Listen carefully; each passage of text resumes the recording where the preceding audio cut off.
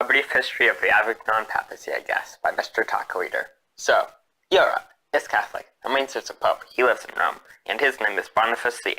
This is France. It has a king named Philip IV, and he doesn't like the Pope.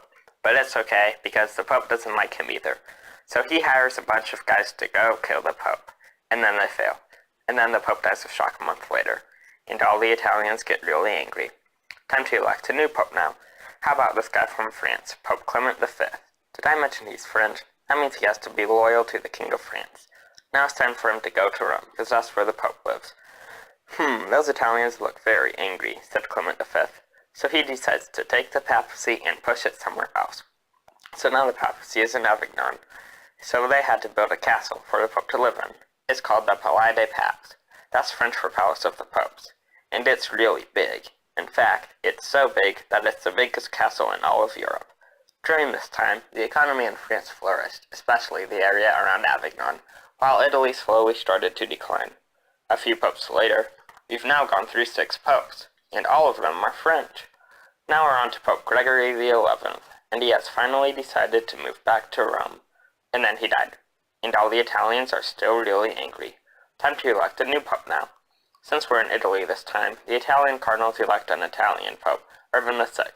But the French cardinals don't like that, so they elect their own pope, Clement VII. And then they say that Urban doesn't count because they were pressured into choosing him. So now there's 2 popes, which leads to stuff like this. Brief intermission. Now back to the show. There's still 2 popes, and that means that we have a schism. And there are a lot of names for this particular schism. I personally think that papal schism is the most correct. Anyways, there's still 2 popes, and now we can tell the difference. Pope Clement is finally ready to end the schism by attacking Rome. So he gets an army and sends them to Rome, and then they fail. And then he gets another idea. He decides to canonize this guy, Pierre de Luxembourg.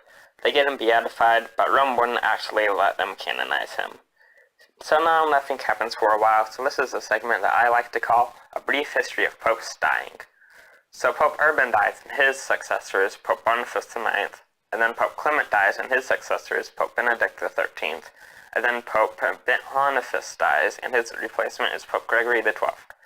So now the Italian bishops finally have come up with a way to end the schism by electing a new pope in Pisa, Italy. His name is Alexander V. And then he died. So they elected a new pope. His name is Pope John XXIII, or as I like to call him, Papa John.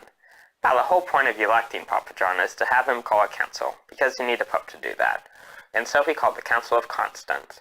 And then everyone talked about what to do for a while, and then they finally reached a decision. But they learned their lesson this time. So Papa John and Pope Gregory both stepped down, but Benedict did not. So the bishops came up with a new idea. And so they elected Pope Martin V and excommunicated Pope Benedict, who lost all of his followers but still technically remained in power until his death, which marks the official end of the schism. But wait, there's more. Which popes are the real popes? All popes from Rome. All popes from Pisa are considered anti-popes. Avignon is where it gets weird. The popes from Avignon are considered legit, but only before the schism. After the schism, they're all anti-popes. The end. Credits. The presentation and most of the art was made by me in Google Slides, then put together in Windows Movie Maker. The inspiration and style for this comes from another video called History of the Entire World, I guess, by Real Words. Maybe you've heard of it. Link in the description. And Papa John's logo, of course, belongs to Papa John's. Sorry, Papa John.